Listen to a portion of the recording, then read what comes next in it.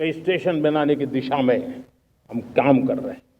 और पिछले दिनों स्पेस में जो रिफॉर्म किए गए, मुझे बहुत गर्व हो रहा है। मेरे देश के 300 से ज्यादा स्टार्टअप्स आप सिर्फ और सिर्फ स्पेस सेक्टर में काम कर रहे हैं और उन 300 स्टार्टअप में हजारों नौजवान पूरे सामर्थ्य के साथ जुटे हैं।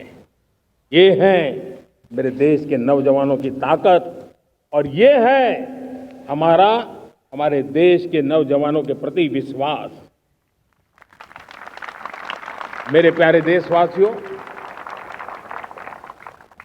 140 करोड़ भारतवासी 2047 में जब आजादी के 100 साल होंगे, विकसित भारत के संकल्प को परिपूर्ण करने के लिए पूरी ताकत से जुटे हैं। इस संकल्प की पूर्ति के लिए भारत आज हर सेक्टर में आधुनिक इकोसिस्टम तैयार कर रहा है और आधुनिक इकोसिस्टम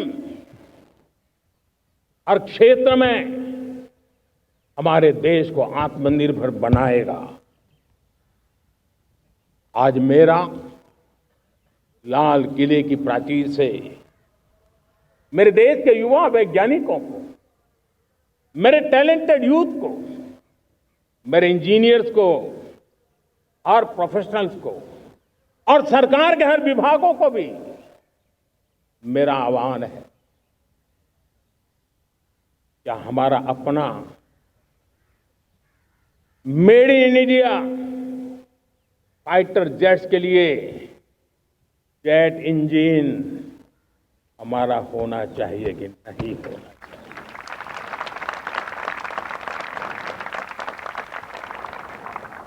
हम फार्मा ऑफ द वर्ल्ड माने जाते हैं।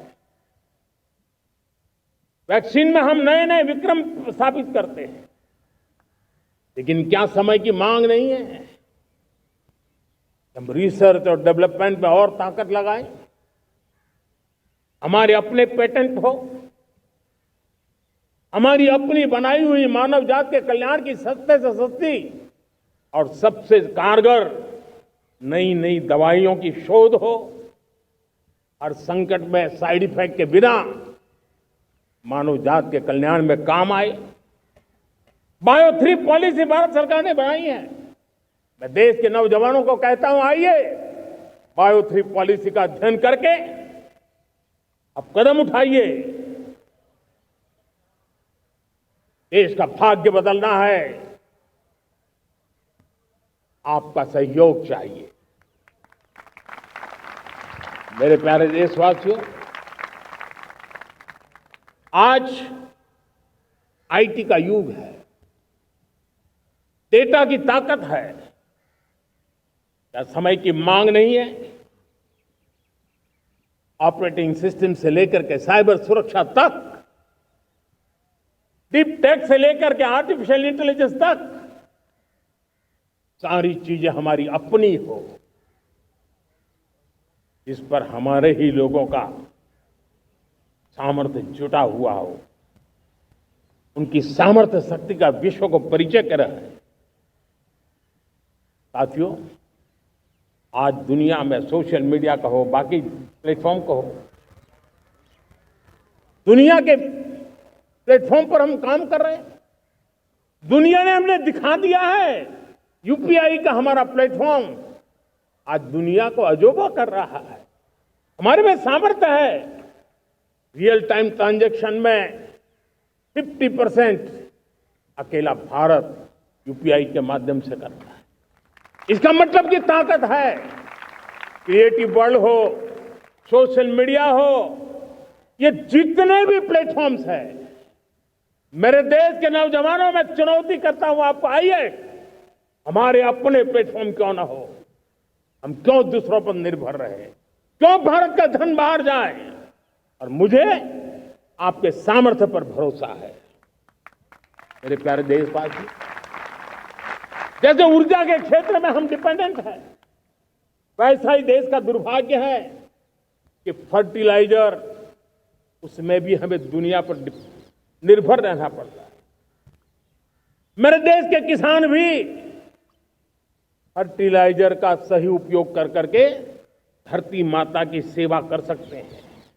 अनाप शनाप उपयोग से भी धरती मां को बहुत नुकसान पहुंचा रहे हैं।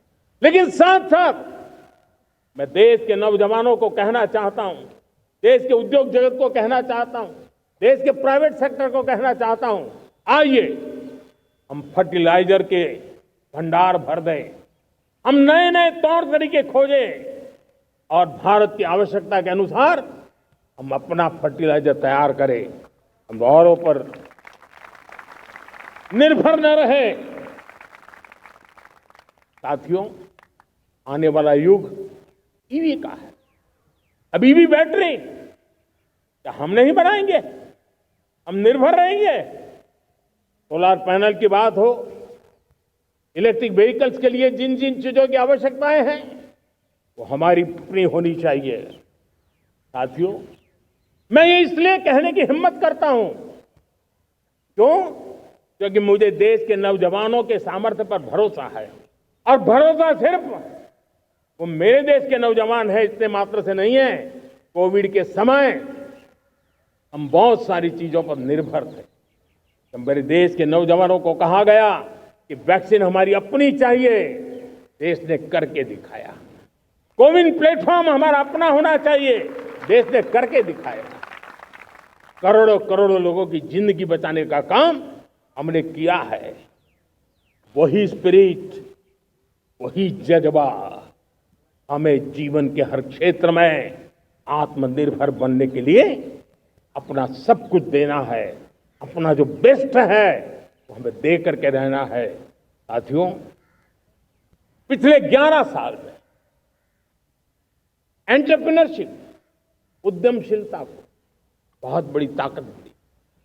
आज लाखों स्टार्टअप्स टियर 2, टियर 3 सिटी में देश की अर्थशक्ति को, देश के इनोवेशन को ताकत दे रहे हैं। उसी प्रकार से मुद्रा योजना से हमारे देश के करोड़ों नौजवान, उसमें भी हमारी बेटियां, करोड़ों करोड़ों लोग मुद्रा से लोन लेकर के अपना खुद का कारोबार कर रहे हैं। खुद तो अपने पैरों पर खड़े हुए हैं, लेकिन औरों को भी पैरों पर खड़े रहने की ताकत देते हैं। वे भी एक प्रकार से हर व्यक्ति को आत्मनिर्भर बनाने का अवसर दे रही है। मेरे साथियों, विमेन सेल्फ हेल्प ग्रुप किसी का ध्यान नहीं था। पिछले 10 साल में विमेन सेल्फ हेल्प ग्रुप ने कमाल करके दिखाया। आज उनके प्रोडक्ट दुनिया के बाजार में जाने लगे हैं। लाखों करोड़ों का कारोबार हमारे विमेन सेल्फ हेल्प ग्रुप से। मैंने एक बार मन की बात में खिलौने की बात कही थी। हम करोड़ों करोड़ रुपए के खिलौने विदेश से लाते थे। मैंने ऐसे ही मन की बात में कहा, करे मेरे देश के नौजवानों, ऐसा भी करें इन्हें क्या, किलो भी बाहर जाएंगे। और आज मैं गर्व से कहता हूं कि मेरा देश खिलौने एक्सपोर्ट करने लग गया है। यानी देश के सामर्थ्य को हर प्रकार के अवसर मिले, हर रुकावटों से मुक्ति मिले, उसको सर्वाधिक करने के लिए प्रेरित किया जाए। देश कर सकता है। मैं देश के युवाओं से कहता हूं, आइए आप इनोवेटिव आइडियाज लेकर के, आपके आइडियाज को मरने मत देना दोस्त। आज का आपका आइडिया हो सकता है आने वाली पीढ़ी का भविष्य बना सकता है। मैं आपके साथ खड़ा हूं, मैं आपके लिए काम करने के लिए तैयार हूं, आपका साथी बन के काम करने तैयार हूं। अब आइए, हिम्मत जुटाइए, इनिशिएटिव लीजिए। जो युवा मैन्युफैक्चरिंग के बारे में सोचते हैं, आइए आगे बढ़िए। सरकार के नियमों में बदलाव करना है, मुझे बताइए। अब देश रुकना नहीं चाहता है। 2047 दूर नहीं है, एक एक पल की कीमत है। और हम एक भी पल गंवाना नहीं चाहते दोस्तों।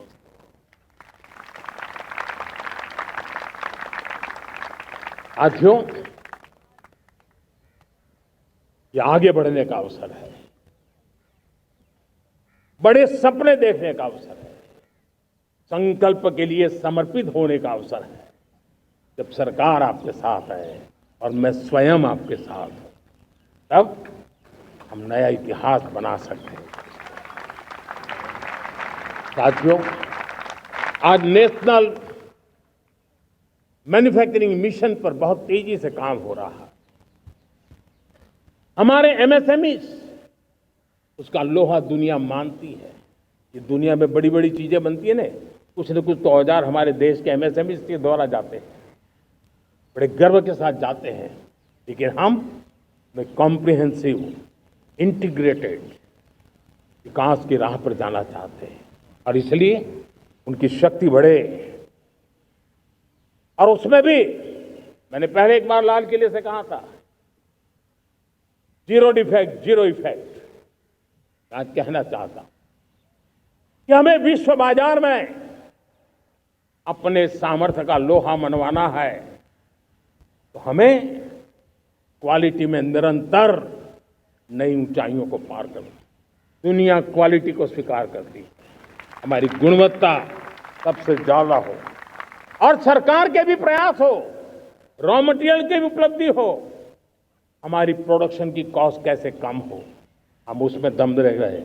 और साथियों, हम सभी जो उत्पादन के क्षेत्र में लगे हैं, उन सब का मंत्र होना चाहिए, दाम कम लेकिन दम ज्यादा। हमारी हर प्रोडक्ट का दम ज्यादा हो लेकिन दाम कम हो।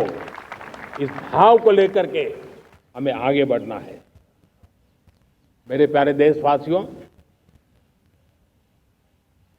आजादी के लिए अनगिनत लोगों ने बलिदान दिए हैं। मैंने पहले भी कहा, जवानी खपा दी, फांसी पे लटक गए। क्यों? स्वतंत्र भारत के लिए। 75-100 साल पहले का वो कालखंड याद कीजिए। पूरा देश स्वतंत्र भारत के मंत्र को लेकर के जीता था। आज समय की मांग है, स्वतंत्र भारत का मंत्र लेकर के जीने वालों ने हमें स्वतंत्र भारत दिया। आज 140 करोड़ देशवासियों का एक ही मंत्र होना चाहिए, समृद्ध भारत। अगर कोटि कोटि लोगों के बलिदान से स्वतंत्र भारत हो सकता है, तो कोटि कोटि लोगों के संकल्प से, पुरुषार्थ से, आत्मनिर्भर बनने से, वोकल फॉर लोकल की बात करने से, स्वदेशी का मंत्र को जापने से समृद्ध भारत भी बन सकता है। वो पीढ़ी स्वतंत्र भारत के लिए खप गई थी, ये पीढ़ी समृद्ध भारत के लिए नए कदम उठाए, यही समय की मांग है। और इसलिए मैं आज बार बार आग्रह करता हूं और मैं देश के सभी इन्फ्लुएंसर्स को कहना चाहता हूं, इस मंत्र को आगे बढ़ाने में मेरी मदद कीजिए। मैं सभी राजनीतिक दलों को, राजनेताओं को, सबसे कहता हूं कि आइए, ये किसी राजनीतिक दल का एजेंडा नहीं है, भारत हम सबका है।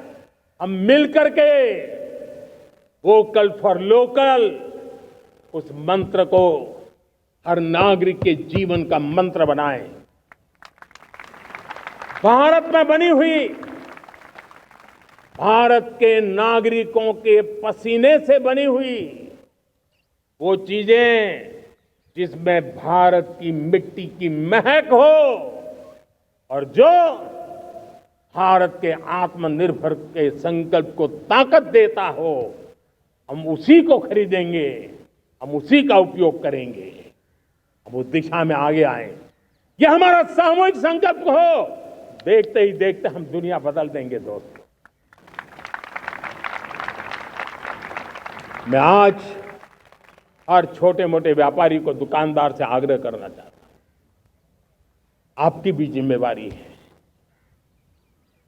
हम छोटे थे, हमने कभी बाजार में देखा नहीं था कि शुद्ध घी की दुकान, ऐसे ही लिखा जाता था घी की दुकान।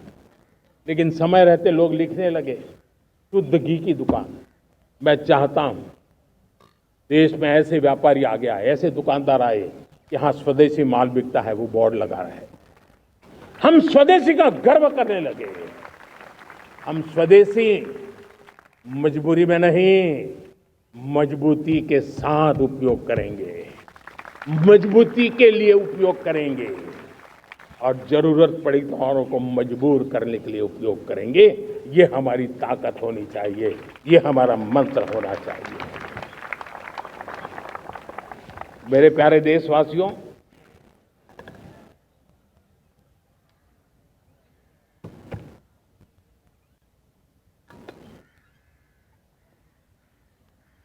मुझे बहुत लंबे समय से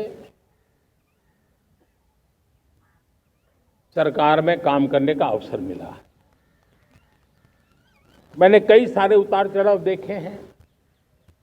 सरकारों की मुसीबतों से भी मैं परिचित हूं, व्यवस्थाओं की मर्यादाओं से भी परिचित हूं।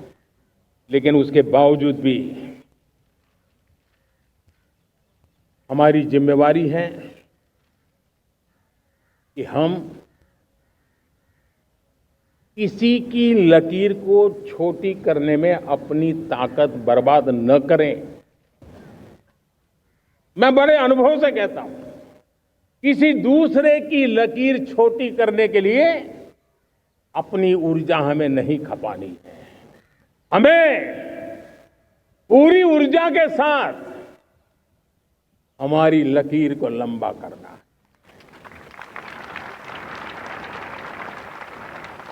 हम अगर अपनी लकीर लंबी करते हैं तो दुनिया भी हमारा लोहा मानेगी।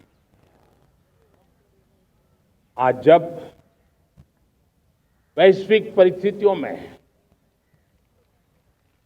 आर्थिक स्वार्थ दिनों दिन बढ़ रहा है,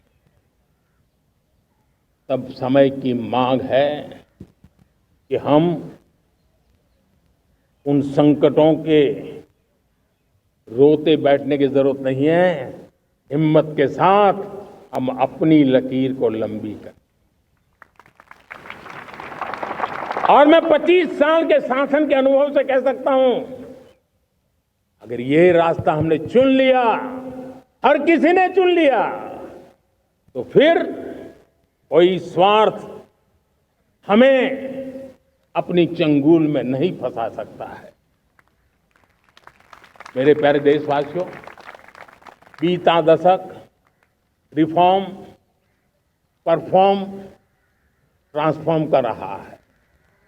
लेकिन अब हमें और नई ताकत से जुड़ना है। पिछले दिनों हमने कई रिफॉर्म्स किए। एफडीआई हो, इंश्योरेंस कंपनी की बात हो, विश्व की यूनिवर्सिटीज को भारत के अंदर स्थान देने की बात हो, कई रिफॉर्म्स किए हैं। 40,000 से ज्यादा अनावश्यक कंप्लायंसेस को हमने खत्म किया है। इतना ही नहीं, 1500 से अधिक पुराने कानून जो बाबा आदम के जमाने के थे, उन सबको हमने खत्म कर दिया है। हमने दर्जनों कानूनों को सरल करने के लिए संसद में जाकर के जनता के हितों को सर्वोपरि रख करके बदलाव किए हैं। इस बार भी हो हल्ला के बीच लोगों तक बात पहुंची नहीं होगी, लेकिन एक बहुत बड़ा रिफॉर्म इनकम टैक्स एक्ट में हुआ है। करीब 280 से ज्यादा धाराएं हमने समाप्त करने का निर्णय किया है। और साथियों, सिर्फ आर्थिक मोर्चे पर ही रिफॉर्म नहीं, हमने नागरिक के जीवन को भी आसान बनाने के लिए रिफॉर्म किए। इनकम टैक्स रिफंड की बात हो, रिफॉर्म का परिणाम है। फेसलेस असेसमेंट की बात हो, रिफॉर्म का परिणाम है। 12 लाख तक आज इनकम टैक्स से मुक्ति दे देना, देश का जो भविष्य बनाने में उत्सुक है ऐसा मेरा मध्यम वर्ग का परिवार आज फुलाने ही समा रहा है।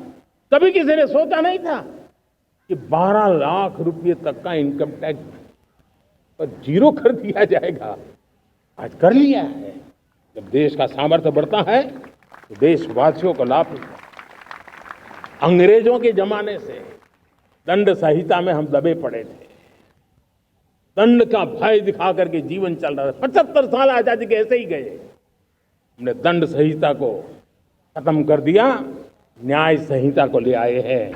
न्याय संहिता में भारत के नागरिक के प्रति विश्वास का भाव है। भारत के नागरिक के अंदर अपनेपन का भाव है, संवेदनशीलताओं से भरा हुआ है। हमने रिफॉर्म की यात्रा को तेज करने के लिए बीड़ा उठाया। हम बहुत तेजी से आगे बढ़ना चाहते हैं। मैं चाहता हूं देशवासियों, देश के लिए कर रहा हूं, मैं मेरे लिए नहीं कर रहा हूं, किसी का बुरा करने के लिए नहीं कर रहा हूं। मेरे राजनीतिक दल, मेरे प्रतिस्पर्धी साथी भी देश की इस उज्जवल भविष्य के लिए आगे आए, हमारा साथ दें।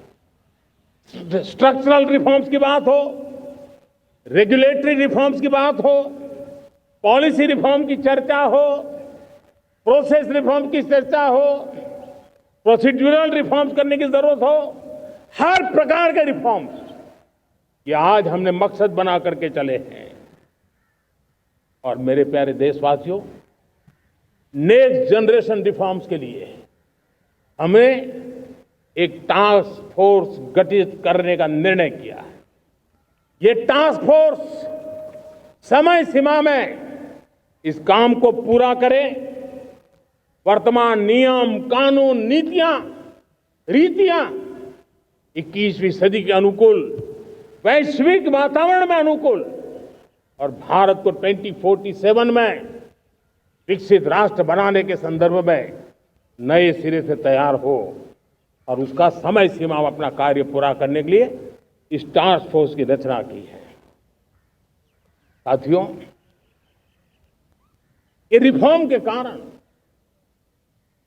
जो नए लोग अपना भविष्य बनाने चाहते हैं उनको तो हिम्मत मिलेगी। हमारे स्टार्टअप्स हो, हमारे लघु उद्योग हो, हमारे गृह उद्योग हो, उन लोग उद्यमियों को उनकी कंप्लायंस कॉस्ट बहुत कम हो जाएगी और उसके कारण उनको एक नई ताकत मिलेगी।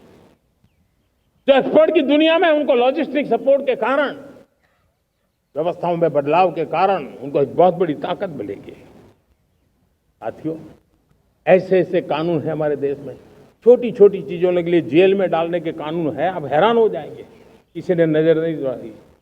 मैं पीछे लगा हूं, ये मेरे देश के नागरिकों को जेल में बंद करने वाले जो अनावश्यक कानून है वो खत्म होने चाहिए।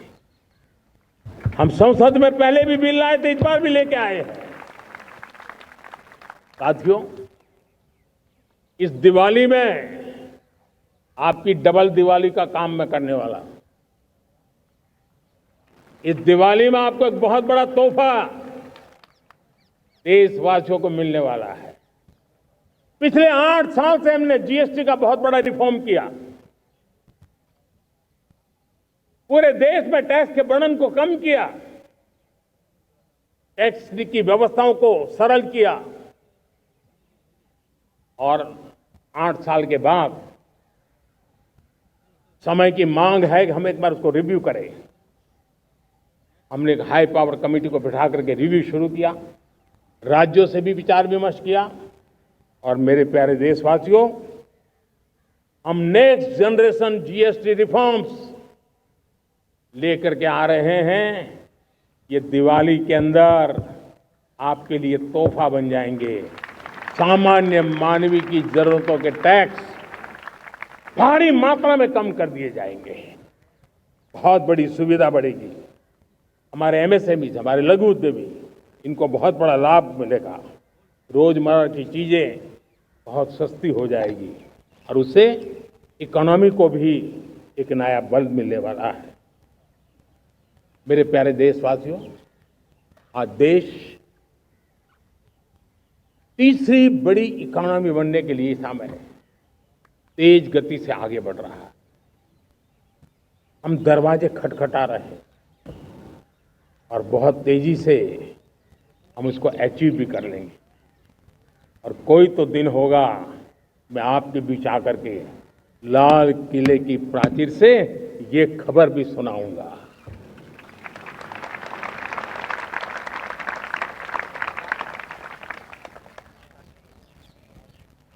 आज भारत की अर्थव्यवस्था और आर्थिक स्थिति को लेकर पूरी दुनिया आश्वस्त है। इतनी अस्थिरता के बीच आशा की किरण बना हुआ है भारत का फाइनेंशियल डिसिप्लिन, भारत की फाइनेंस की ऊर्जा। संकट के घेरे में जब अर्थव्यवस्था पड़ी हुई है, तब भारत ही उसे बाहर निकलेगा, ये भरोसा दुनिया में पनपा है। आज इन्फ्लेशन कंट्रोल में है, फॉरेन एक्सचेंज रिजर्व हमारे बहुत मजबूत है, हमारे मैक्रो इकोनॉमिक इंडिकेटर्स बहुत मजबूत है। ग्लोबल रेटिंग एजेंसी भी लगातार भारत की सराहना करती हैं, भारत की अर्थव्यवस्था पर ज़्यादा से ज़्यादा विश्वास व्यक्त कर रही है। ये बढ़ती हुई अर्थव्यवस्था का लाभ मेरे देश के गरीबों को मिले, मेरे देश के किसानों को मिले, मेरे देश की नारी शक्ति को मिले, मेरे देश के मध्यम वर्ग को मिले, मेरे देश की विकास धारा को ताकत देने वाला बने। उस दिशा में हम नए नए प्रयास करें। आज युवाओं के लिए नए नए सेक्टर्स में हमारे नौजवानों के लिए अवसर बन रहे हैं। स्किल डेवलपमेंट, स्वरोजगार, बड़ी बड़ी कंपनियों में इंटर्नशिप, इस पर एक बहुत बड़े स्तर पर अभियान चल रहा है। और इसलिए देश के नौजवानों, आज मैं आपके लिए भी एक खुश खबर लेकर के आया, मेरे देश के नौजवानों के लिए आया। आज 15 अगस्त है। आज 15 अगस्त के ही दिन मेरे देश के युवाओं के लिए 1 लाख करोड़ रुपए की योजना हम चालू कर रहे हैं, लागू कर रहे हैं। आज से प्रधानमंत्री विकसित भारत रोजगार योजना आज ही 15 अगस्त को लागू हो रही है। ये आपके लिए बहुत खुशखबरी है। इस योजना के तहत निजी क्षेत्र में पहली नौकरी पाने वाले नौजवान को, बेटे बेटी को 15,000 रुपया सरकार की तरफ से दिए जाएंगे। कंपनियों को भी नए रोजगार देने के अवसर जो भी ज्यादा जुटाएगा, उनको भी प्रोत्साहन राशि दी जाएगी। प्रधानमंत्री विकसित भारत रोजगार योजना करीब करीब 3.5 करोड़ नौजवानों को रोजगार के नए अवसर बनाएगी। मैं सभी नौजवानों को इसके लिए बहुत बहुत बधाई देता हूं। मेरे प्यारे देशवासियों, आज भारत में नारी शक्ति का लोहा हर कोई मानने लगा। बढ़ती इकोनॉमी की लाभार्थी हमारी नारी है, लेकिन बढ़ती इकोनॉमी को गति देने में भी हमारी नारी का बहुत बड़ा योगदान भी, हमारी मातृशक्ति का योगदान है, हमारी स्त्री शक्ति का योगदान है। स्टार्टअप से लेकर स्पेस सेक्टर तक हमारी बेटियां छाई हुई हैं, खेल के मैदान में छाई हुई हैं, फौज में चमक रही है। आज गर्व के साथ नारी कंधे से कंधा मिलाकर के देश की विकास यात्रा में भागीदार हो रही। देश गर्व से भर गया जब एनडीए की विमेन कैडेट्स उनका पहला पास आउट हुआ था। पूरा देश गर्व से भर गया था। सारे टीवी चैनल उसी के पीछे लगे हुए थे। कितने बड़े गौरव की पल थी। Self help group, 10 crore self help group की बहनें क्या कमाल कर रही है। नमो ड्रोन दीदी नारी शक्ति की एक नई पहचान बनी। गांव में मुझे एक बहन मिली, वो कहती मुझे अब तो गांव वाले पायलट कह करके बुलाते हैं। बड़े गर्व से कह रहे हैं, ज्यादा पढ़ी लिखी नहीं थी लेकिन उसका रतबा पैदा हुआ है। साथियों, हमने 3 करोड़ महिलाओं को लखपति दीदी बनाने का संकल्प लिया था। 3 करोड़। और मुझे आज संतोष है कि हम तेज गति से काम कर रहे हैं। समय से पहले 3 करोड़ का लक्ष्य पार कर लेंगे। और आज मैं खुशी से देश को बताना चाहता हूं कि मेरे नारी शक्ति का सामर्थ्य देखिए। देखते ही देखते 2 करोड़ महिलाएं लखपति दीदी बन चुकी है। आज कुछ लखपति दीदी हमारे सामने बैठी है। ये है मेरे सामर्थ्य। और मेरा विश्वास है दोस्तों, भारत की विकास यात्रा में उनकी भागीदारी बढ़ने वाली। मेरे प्यारे देशवासियों, मेरे देश के किसानों का भारत की अर्थव्यवस्था में बहुत बड़ा योगदान है। भारत के किसानों की मेहनत रंग ला रही है। पिछले साल अनाज के उत्पादन में मेरे देश के किसानों ने के पुराने सारे विक्रम तोड़ दिए हैं। ये सामर्थ्य है मेरे देश का। इतनी ही जमीन, लेकिन व्यवस्थाएं बदली, पानी पहुंचने लगा, अच्छे सीड्स मिलने लगे, किसानों को अच्छी सुविधाएं मिलने लगी, तो वो अपना सामर्थ्य देश के लिए बढ़ा रहा है। आज भारत दूध, दाल, जूट जैसे उत्पादन में नंबर 1 है दुनिया में। आज दुनिया का दूसरा सबसे बड़ा फिश प्रोड्यूसर।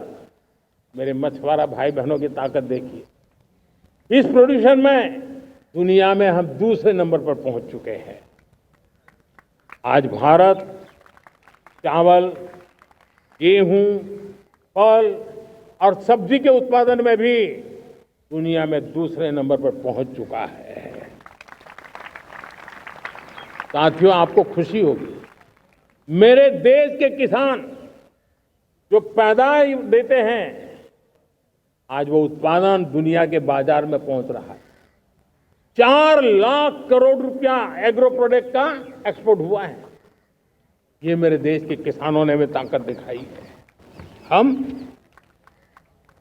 छोटे किसान हो, पशुपालक हो, मछुआरे हो, देश के विकास की अनेक योजनाओं का लाभ आज हम उन तक पहुंचा रहे हैं। पीएम किसान सम्मान निधि हो, रेन वाटर हार्वेस्टिंग हो, सिंचाई की योजनाएं हो, क्वालिटी सीड्स हो, फर्टिलाइजर की आवश्यकता हो, हर क्षेत्र में आज और किसान को एक भरोसा हो गया है फसल बीमा का। वो साहसिक बना रहा, उसका परिणाम भी देश को मिल रहा है। जो पहले कल्पना की बात थी आज हकीकत बन गई है। देशवासियों, हमारे देश के पशुधन को बचाने में हमें कोविड की वैक्सीन मुफ्त में मिली, वो तो याद है, लेकिन हम पशुधन के लिए भी अब तक 125 डोज मुफ्त में पशुओं को लगा चुके हैं। फूट एंड माउथ डिसीज से मुक्ति पाने के लिए, जो हमारा यहाँ उत्तर भारत में उसे खुरपका मुंहपका बीमारी कहते हैं, उसे बचाने के लिए 125 करोड़ डोज हम लगा चुके हैं और मुफ्त में लगा चुके हैं। हम खेती के मामले में देश के वो जिले जहां के किसान औरों से पीछे रह गए, किसी न किसी कारण से 100 जिले ऐसे हैं जहां अपेक्षाकृत कम खेती है, और इसलिए हमने 100 जिले आइडेंटिफाई किए हैं पूरे देश में से, और वहां के किसानों को एम्पावर करना, किसानों को शक्ति देना, किसानों को मदद करने का एक अभियान चलाया है। और इसके लिए पीएम धन धान्य कृषि योजना का आरंभ किया है। पीएम धन धान्य कृषि योजना वो देश के 100 जिले जहां थोड़ी सी भी मदद कर देंगे तो वहां का किसान भी भारत के अन्य किसानों की बराबरी कर देगा।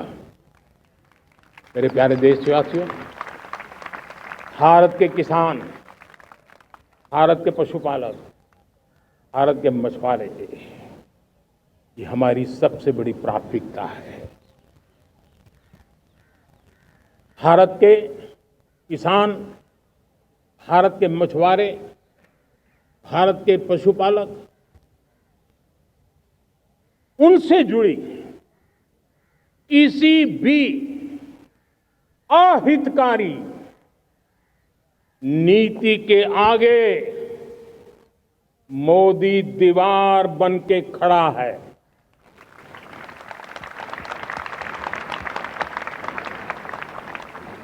भारत अपने किसानों, अपने पशुपालकों, अपने मछुआरों के संबंध में कभी भी कोई समझौता नहीं स्वीकार करेगा।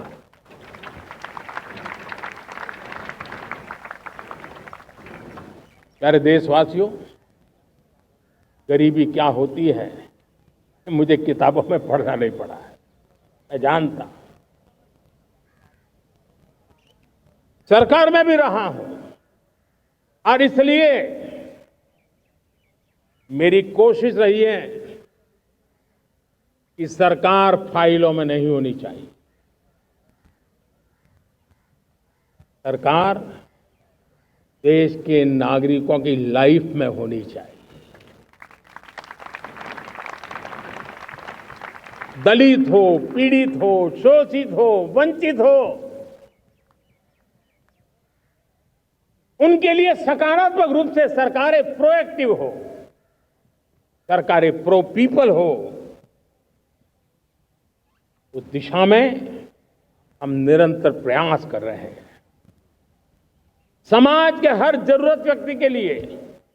कुछ लोगों को लगता है कि सरकार की योजनाएं पहले भी आती थी। जी नहीं, हम सरकार की योजनाओं को जमीन पर उतार रहे हैं, सैचुरेशन पर बल देते हैं। और सामाजिक न्याय का अगर कोई सच्चा एजुकेशन है तो सैचुरेशन में है, जिसमें कोई हकदार छूटे नहीं, हकदार के घर तक सरकार जाए और उसे अपना हक की चीजें मिले, उसके लिए हम काम कर रहे हैं। जनधन अकाउंट जब खोले गए ना, वो सिर्फ बैंक का अकाउंट था ऐसा नहीं है, उसे एक स्वाभिमान मिला था कि बैंक के दरवाजे मेरे लिए भी खुलते हैं, मैं भी बैंक के दरवाजे में जाकर के टेबल पे हाथ रख करके बात कर सकता हूं। ये विश्वास हमने जगाया है। आयुष्मान भारत ने बीमारी को सहने की आदत से मुक्ति दिलाने का और उनको अच्छे स्वास्थ्य के लिए मदद करने का काम। और जब हम वरिष्ठ नागरिकों को 5 लाख रुपए से ज्यादा मदद कर करके उनके आरोग्य की चिंता करते हैं, आज पीएम आवास 4 करोड़ गरीबों को घर मिलना मतलब जिंदगी के नए सपने वहां सजते हैं। वो सिर्फ 4 दीवारें नहीं है दोस्तों। रेहड़ी पटरी वालों के लिए पीएम स्वनिधि योजना, जो कभी ब्याज के चक्कर में फंसा रहता था, आज पीएम स्वनिधि से रेहड़ी पटरी वाला भी, और आपने देखा वो यूपीआई से पैसे लेता है, यूपीआई से पैसे देता है। ये बदलाव आखिरी व्यक्ति तक चिंता, लोगों की लाइफ में सरकार होनी चाहिए। उसी के कारण ये जमीन से जुड़ी योजनाएं बनती हैं और जमीन से जुड़ी योजनाएं जमीन पर उतरती हैं और जमीन से उतरी हुई योजनाएं जीवन में बदलाव लाने का एक सशक्त माध्यम बन जाती हैं। एक समय था, गरीब हो, पीड़ित हो, आदिवासी, वंचित हो, दिव्यांग हो, हमारी विधवा माताएं बहनें हो, अपने हक के लिए दर दर भटकते रहते थे। सरकारी दफ्तरों में चक्कर लगाते लगाते जिंदगी पूरी हो जाती। आज सरकार आपके दरवाजे पर आती है, सैचुरेशन के अप्रोच को लेकर के आती है। करोड़ों लाभार्थियों को सरकारी योजनाओं का लाभ मिल रहा है। डायरेक्ट बेनिफिट ट्रांसफर एक बहुत बड़ा क्रांतिकारी काम हुआ है। साथियों, गरीबी हटाओ के नारे देश ने बहुत सुने हैं, लाल किले से भी सुने, और देश सुन सुन करके थक गया था और देश ने मान लिया था कि गरीबी हट नहीं सकती है। लेकिन जब हम योजनाओं को गरीब के घर तक ले जाते हैं, विश्वास को गरीब के मन में हम पैदा करते हैं, तब मेरे देश के 25 करोड़ गरीब गरीबी को परास्त कर करके, गरीबी से बाहर निकल करके एक नया इतिहास बनाते हैं। आज 10 करोड़ गरीब और 10 वर्ष में 25 करोड़ से ज्यादा गरीब गरीबी को परास्त कर करके गरीबी से बाहर निकले हैं और एक न्यू मिडिल क्लास तैयार हुआ है। मेरे साथियों, ये न्यू मिडिल क्लास और मिडिल क्लास एक ऐसी जुगलबंदी है जिसमें एस्पिरेशन भी है, एफर्ट भी है। वो देश को आगे बढ़ाने के लिए बहुत बड़ा सामर्थ्य बनने वाली है।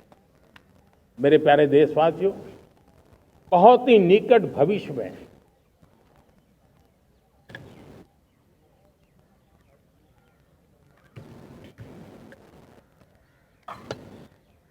मेरे प्यारे देशवासियों, बहुत ही निकट भविष्य में महान समाज सुधारक महात्मा ज्योतिबा फुले जी की 200वीं जयंती आ रही है। हम उस जयंती के समारोह शुरू करने जा रहे हैं और महात्मा ज्योतिबा फुले के सिद्धांत, उन्होंने जो मंत्र दिए, उसमें हमारे लिए प्रेरणा है। पिछड़े को प्राथमिकता, पिछड़े को प्राथमिकता देते हुए हम परिवर्तन की ऊंचाइयों को प्राप्त करना चाहते हैं। हम इसके लिए परिश्रम की पराकाष्ठा करना चाहते हैं। हम पारदर्शी नीतियों के द्वारा पिछड़ों को प्राथमिकता, ये हम धरती पर उतारना चाहते हैं, हर पिछड़े के जीवन में उतारना चाहते हैं। साथियों, रेहड़ी पटरी वालों के लिए स्वनिधि योजना हो या हमारे हुनर वाले, हाथ से काम करने वाले विश्वकर्मा योजना की बात हो, आदिवासी में भी जो पिछड़े रह गए हैं उनके लिए पीएम जनधन की योजना की बात हो, हमारे पूर्वी भारत को विकास में पूरे देश के अंदर बराबरी में लाना और उनको नेतृत्व देने की दिशा में काम हो। हम सिर्फ समाज पिछड़े हो उनकी चिंता तक अटकने वाले नहीं है। जो क्षेत्र पिछड़े हैं उनको भी हम प्राथमिकता देना चाहते हैं। जो जिले पिछड़े रहे हैं हम उनको प्राथमिकता देना चाहते हैं। जो ब्लॉक पिछड़े रहे हैं उनको प्राथमिकता देना चाहते हैं। हमने 100 एस्पिरेशनल डिस्ट्रिक्ट, 500 एस्पिरेशनल ब्लॉक, उसी मिशन में काम किया है। हमने पूर्वी भारत के विकास के लिए हजारों करोड़ रुपए के इंफ्रास्ट्रक्चर के प्रोजेक्ट को बल दिया है। हमने पूर्वी भारत के जीवन को बदल करके देश की विकास यात्रा में भागीदार बनने का, मेरे प्यारे देशवासियों, जीवन हर क्षेत्र में विकास होना चाहिए। विकास के लिए खेल का भी महत्व होता है और मुझे खुशी है कि एक जमाना था जहाँ बच्चे खेल में अगर समय लगाते हैं तो माँ बाप ज्यादा पसंद नहीं करते थे। आज एकदम से उलट गया है। अगर बच्चे खेलकूद में आगे आते हैं, रुचि लेते हैं, तो माँ बाप गर्व से भर जाते हैं। मैं इसे एक शुभ संकेत मानता हूं। मेरे देश के परिवार के अंदर खेल को प्रोत्साहन का वातावरण मैं देखता हूं, मेरा मन गर्व से भर जाता है। मैं इसे देश के भविष्य के लिए बहुत शुभ संकेत मानता हूं। और साथियों, इस खेल को बढ़ावा देने के लिए हमने नेशनल स्पोर्ट्स पॉलिसी, कई दशकों के बाद हम देश में खेलो भारत नीति को लेकर के आए हैं ताकि एक खेल जगत का सर्वांगीण विकास का प्रयास हो। स्कूल से लेकर के ओलंपिक तक हम एक पूरा इकोसिस्टम डेवलप करना चाहते हैं, चाहे कोचिंग की व्यवस्था हो, फिटनेस की बात हो, खेल के मैदान हो, खेल की व्यवस्थाएं हो, खेल के लिए आवश्यक साधन हो, लघु उद्योगों को भी खेल के साधन बनाने में मदद करने की बात हो। यानी एक प्रकार से पूरा इकोसिस्टम हम दूर दराज के बच्चों तक पहुंचाना चाहते हैं। लेकिन साथियों, जब मैं फिटनेस की बात करता हूं जब मैं खेलकूद की बात करता हूं तब मैं एक चिंता भी आपके सामने रखना चाहता हूं। हमारे देश के हर परिवार को चिंता करनी चाहिए। मोटापा हमारे देश के लिए बहुत बड़ा संकट बनता जा रहा है। आने वाले वर्षों में लोग, जो पंडित लोग हैं वो कहते हैं, जो जानकार लोग कहते हैं, हर तीसरे व्यक्ति में एक व्यक्ति मोटापे का शिकार होगा। हमें मोटापे से बचना है, ओबेसिटी से बचना है। और इसलिए मैंने बाकी सब करना पड़ेगा, लेकिन एक छोटा सा सुझाव दिया था कि परिवार तय करे कि जब खाने का तेल घर में आएगा 10% कम ही आएगा और 10% कम ही उपयोग करेंगे, और हम ओबेसिटी के खिलाफ लड़ाई को जीतने की दिशा में हम अपना योगदान देंगे।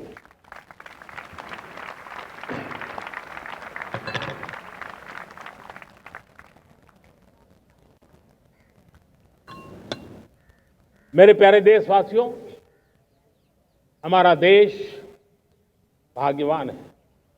हजारों साल की विरासत के हम धनी हैं और वो हमें निरंतर ऊर्जा मिलती है, प्रेरणा मिलती है, त्याग और तपस्या की राह मिलती है।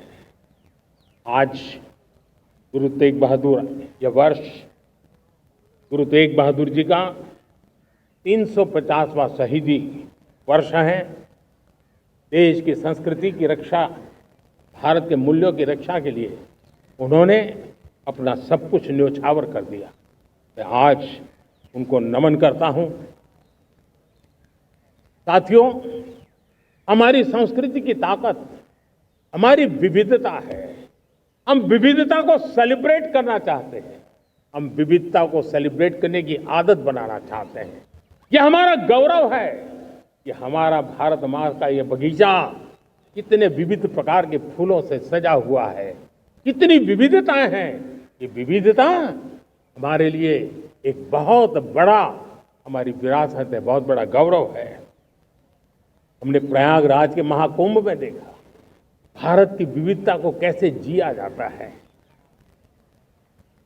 एक स्थान पर करोड़ों लोग, एक ही भाव, एक ही प्राण, एक ही प्रयास,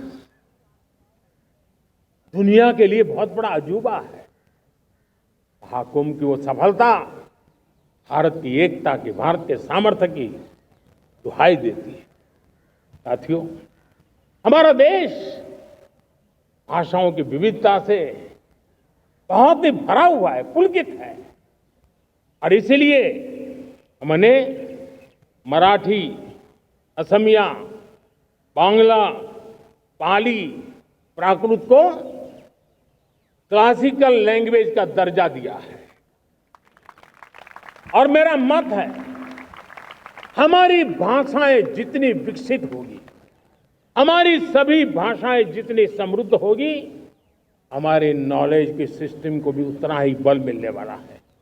और हमारी वो ताकत है, और जब डेटा का जमाना है ना, तो ये ताकत दुनिया के लिए भी बड़ी ताकत बन सकती है।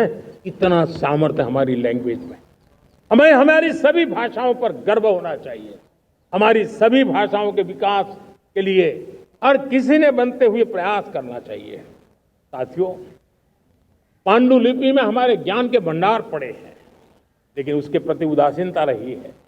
इस बार हमने ज्ञान भारतम योजना के तहत देश भर में जहां भी हस्तलिखित ग्रंथ है, जहां पांडुलिपियां हैं, सदियों पुराने जो दस्तावेज हैं, उनको खोज खोज करके आज की टेक्नोलॉजी का उपयोग करते हुए उस ज्ञान की समृद्धि को आने वाली पीढ़ियों के लिए काम आए, उस दिशा में काम कर रहे हैं।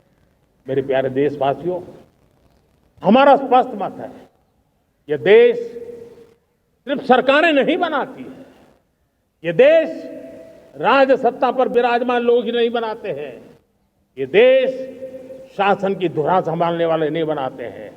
ये देश बनता है कोटि कोटि जनों के पुरुषार्थ से, ऋषियों के, मुनियों से, वैज्ञानिकों के, शिक्षकों के, किसानों के, जवानों के, सेना के, मजदूरों के, हर किसी के प्रयास से देश बनता है।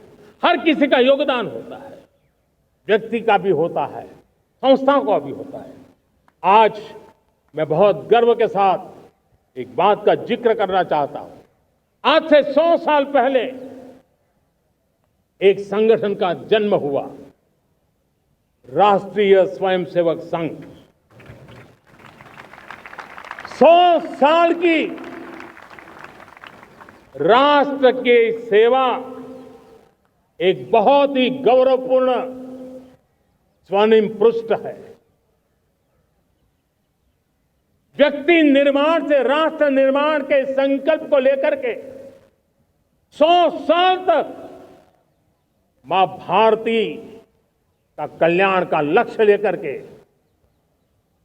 लक्षावधि स्वयंसेवकों ने मातृभूमि के कल्याण के लिए अपना जीवन समर्पित किया है। सेवा, समर्पण, संगठन और अप्रतिम अनुशासन, ये जिसकी पहचान रही है, ऐसा राष्ट्रीय स्वयंसेवक संघ दुनिया का ये सबसे बड़ा एनजीओ है। एक प्रकार से 100 साल का उसका समर्पण का इतिहास है।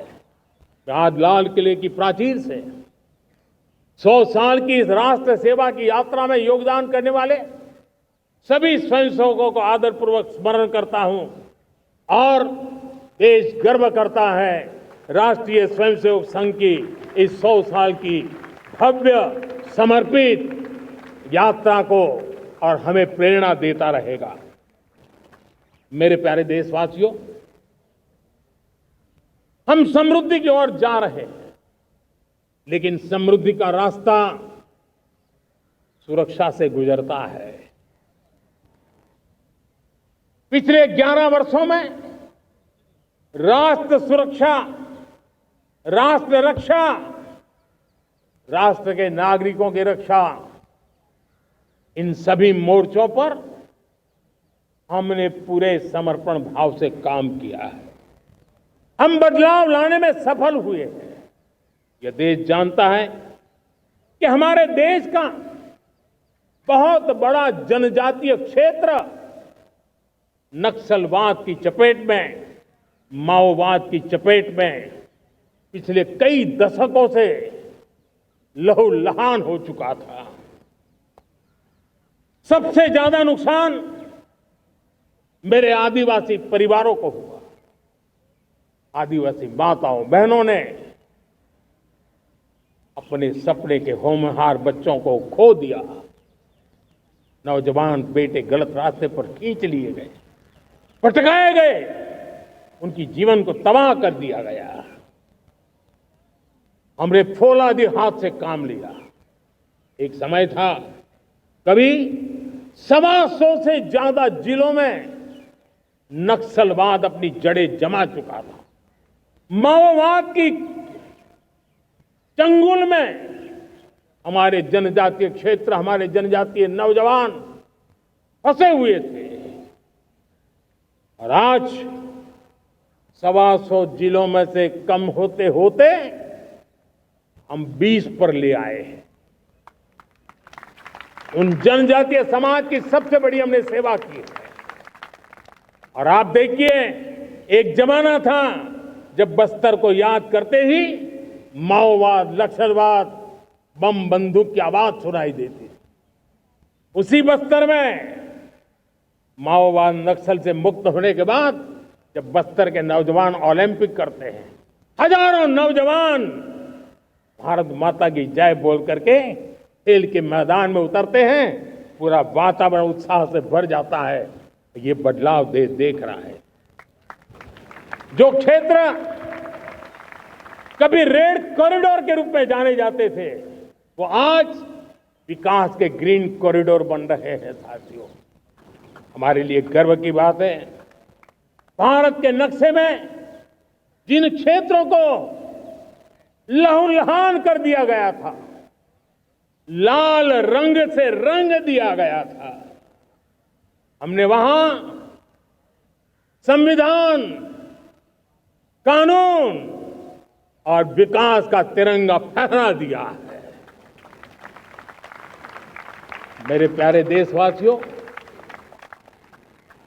ये भगवान बिरसा मुंडा की 150वीं जयंती का अवसर है। तब इन जनजातीय क्षेत्रों को नक्सल से मुक्त कर करके, मेरे जनजातीय परिवार के नौजवानों की जिंदगी बचा करके हमने भगवान बिरसा मुंडा को एक सच्ची श्रद्धांजलि दी है।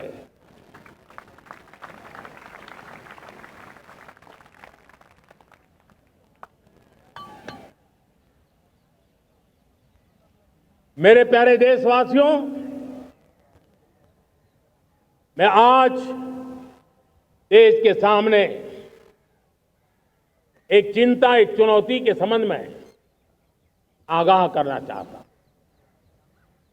षड्यंत्र के तहत, सोची समझी साजिश के तहत देश की डेमोग्राफी को बदला जा रहा है। एक नए संकट के बीज बोए जा रहे हैं और ये घुसपैठिए मेरे देश के नौजवानों की रोजी रोटी छीन रहे हैं। एक घुसपैठिए मेरे देश की बहन बेटियों को निशाना बना रहे हैं। ये बर्दाश्त नहीं होगा। ये घुसपैठिए भोले भाले आदिवासियों को भ्रमित करके उनकी जमीनों पर कब्जा कर रहे हैं। ये देश सहन नहीं करेगा। और इसलिए मेरे प्यारे देशवासियों, जब डेमोग्राफी परिवर्तन होता है, सीमावर्ती क्षेत्रों में डेमोग्राफी में परिवर्तन होता है, तब राष्ट्रीय सुरक्षा के लिए संकट पैदा होता है। देश की एकता, अखंडितता और प्रगति के लिए ये संकट पैदा, सामाजिक तनाव के बीज बो देता है। और कोई देश अपना देश घुसपैठियों के हवाले नहीं कर सकता है। दुनिया का कोई देश नहीं कर सकता है, तो हम भारत को कैसे कर सकते हैं? हमारे पूर्वजों ने त्याग और बलिदान से आजादी पाई है, हमें स्वतंत्र भारत दिया है। उन महापुरुषों के प्रति हमारा कर्तव्य है कि हम हमारे देश में ऐसी हरकतों को स्वीकार न करें। उनकी सच्ची श्रद्धांजलि होगी। और इसलिए मैं आज लाल किले की प्राचीर से कहना चाहता हूं, हमने एक हाई पावर्ड डेमोग्राफी मिशन शुरू करने का निर्णय किया है। ये मिशन, इस मिशन के द्वारा ये जो भीषण संकट नजर आ रहा है, भारत पे मंडरा रहा है जो संकट है, उसको निपटाने के लिए तय समय में सुविचारित, सुनिश्चित रूप से अपने कार्य को करेगा। उस दिशा में हम आगे बढ़ रहे हैं। मेरे प्यारे देशवासियों, कल जन्माष्टमी का पावन पर्व है। भगवान श्री कृष्ण का जन्मोत्सव देश में मनाया जाता है। साथियों, जब मुझे भगवान श्री कृष्ण याद आते हैं तो हम देख रहे हैं कि पूरे विश्व में आज युद्ध के तौर तरीके बदल रहे हैं। हमने देखा है कि भारत युद्ध के हर नए तौर तरीकों को निपटने में समृद्ध है। हमने ऑपरेशन सिंदूर में दिखा दिया है। टेक्नोलॉजी में जो भी महारत थी, पाकिस्तान ने हमारे सैन्य ठिकानों पर, हमारे एयरबेस पर, हमारे संवेदनशील स्थानों पर, हमारे आस्था के केंद्रों पर, हमारे नागरिकों पर मिसाइल्स, ड्रोन अनगिनत मात्रा में उन्होंने वार किया। देश ने देखा है, लेकिन देश को सुरक्षित रखने के जो प्रयास पिछले 10 साल में हुए हैं, उस ताकत का परिणाम था कि उनके हर हमले को हमारे जाबाजों ने और हमारी टेक्नोलॉजी ने तिनके की तरह बिखेर दी।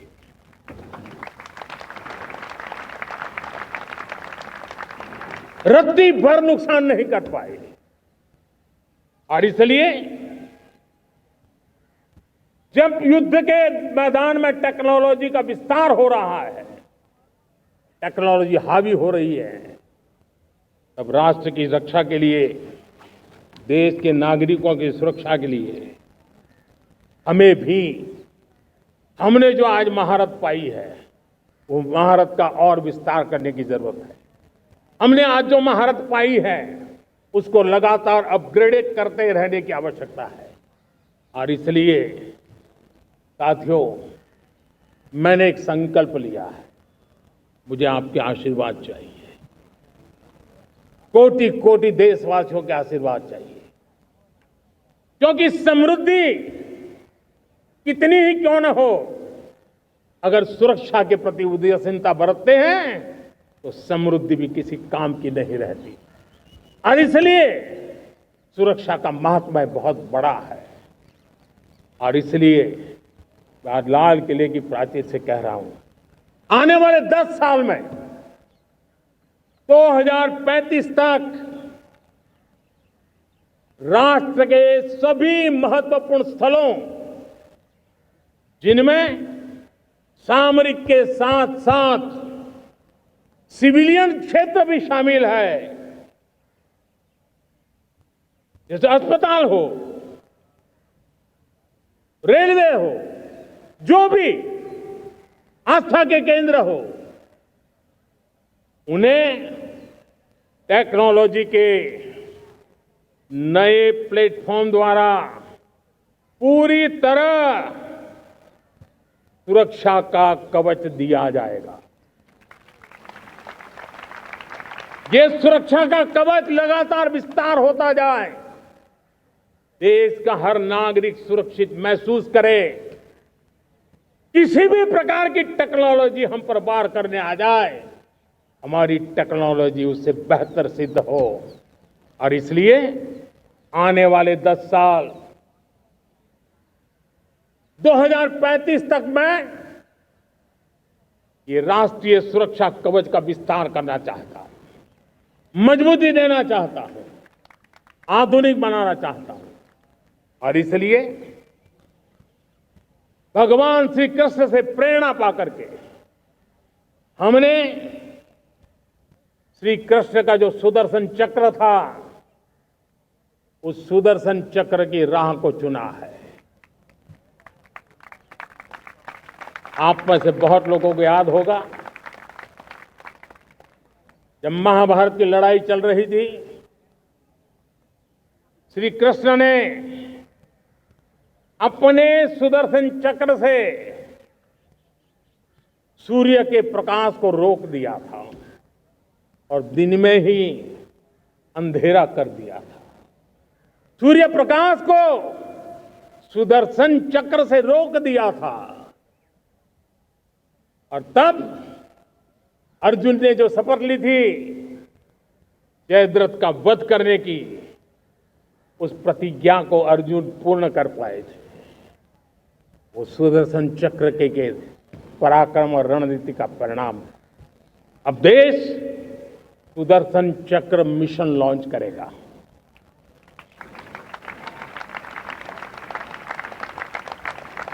ये मिशन सुदर्शन चक्र एक पावरफुल वेपन सिस्टम दुश्मन के हमले को न्यूट्रलाइज तो करेगा ही करेगा, लेकिन कई गुना ज्यादा दुश्मन पर हिट बैक करेगा।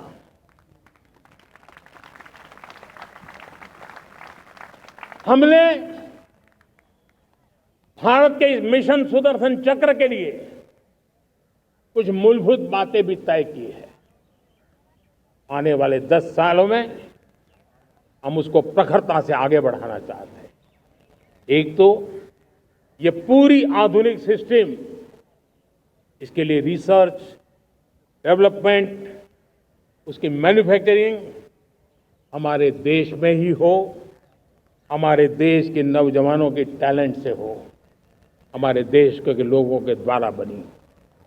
दूसरा, एक ऐसी व्यवस्था होगी जो वॉरफेयर के हिसाब से भविष्य में क्या क्या संभावनाएं हैं उसका हिसाब किताब लगा करके +1 की स्ट्रेटेजी वर्कआउट करेगी। और तीसरा, सुदर्शन चक्र की एक ताकत थी, वो बहुत ही प्रिसाइज, जहां जाना था वहीं जाता था और वापस श्री कृष्ण के पास लौट के आता था। हम इस सुदर्शन चक्र के द्वारा भी टारगेटेड प्रिसाइज एक्शन के लिए भी व्यवस्था को विकसित करने की दिशा में आगे बढ़ेंगे। और इसलिए युद्ध के बदलते तौर तरीकों में राष्ट्र की सुरक्षा, नागरिकों की सुरक्षा के लिए मैं बड़े प्रतिबद्धता के साथ इस कार्य को आगे बढ़ाने के लिए वचन देता हूं। मेरे प्यारे देशवासियों, जब हम लोकतंत्र की बात करते हैं, स्वतंत्र भारत की बात करते हैं, तब हमारा संविधान हमारे लिए सर्वोच्च दीप स्तंभ होता है, हमारा प्रेरणा का केंद्र होता है। लेकिन आज से 50 साल पहले भारत के संविधान का गला घोंट दिया गया था। भारत के संविधान के पीठ पे छुरा भोंक दिया गया था। देश को जेल खाना बना दिया गया था। आपातकाल लगा दिया गया था। इमरजेंसी थोप दी गई थी। इमरजेंसी के 50 साल हो रहे। देश की किसी भी पीढ़ी ने संविधान की हत्या के इस पाप को कभी भूलना नहीं चाहिए। संविधान की हत्या करने वाले पापियों को नहीं भूलना चाहिए। और हमें भारत के संविधान के प्रति अपने समर्पण को और मजबूती देते आगे बढ़ना चाहिए। वो हमारी प्रेरणा है।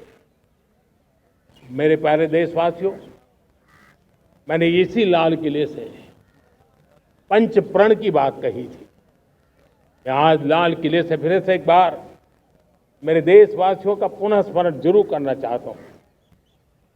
विकसित भारत बनाने के लिए न हम रुकेंगे, न हम झुकेंगे। हम परिश्रम की पराकाष्ठा करते रहेंगे और अपनी आंखों के सामने 2047 में विकसित भारत बना करके रहेंगे।